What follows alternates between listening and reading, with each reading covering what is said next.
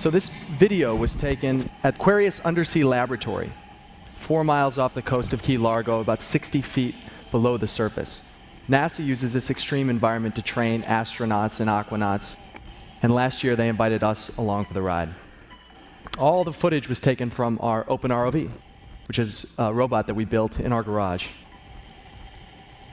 So ROV stands for Remote Operated Vehicle, which in our case means our little robot sends live video across that ultra-thin tether back to the computer topside.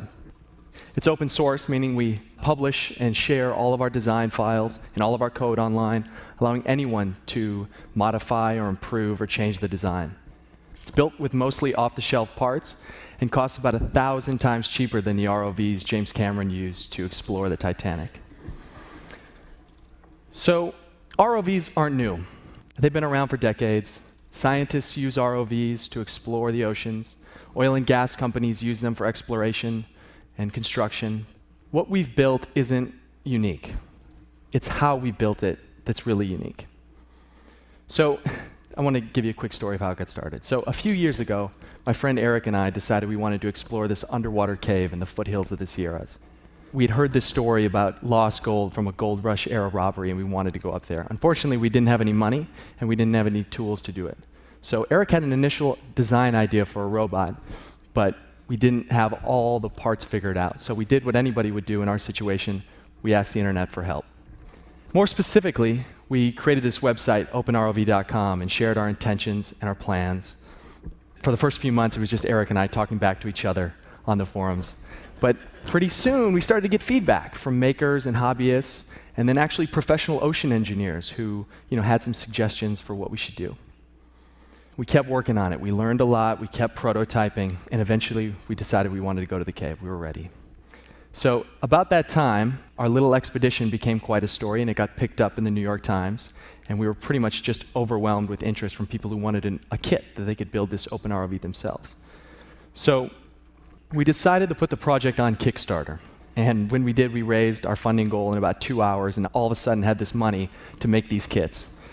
But then we had to learn how to make them. I mean, we had to learn small batch manufacturing. So we quickly learned that our garage was not big enough to hold our growing operation.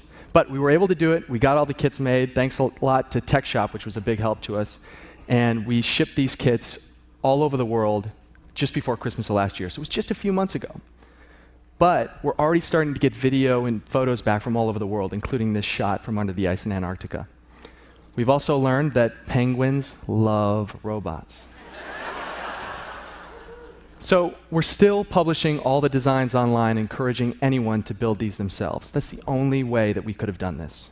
It's by being open source, we've created this distributed R&D network, and we're moving faster than any venture-backed counterpart.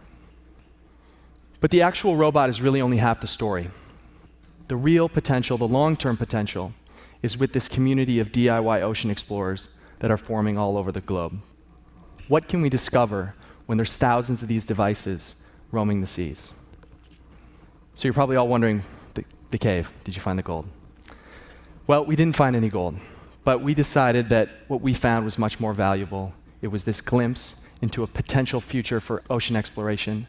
It's something that's not limited to the James Camerons of the world, but something that we're all participating in. It's an underwater world we're all exploring together. Thank you.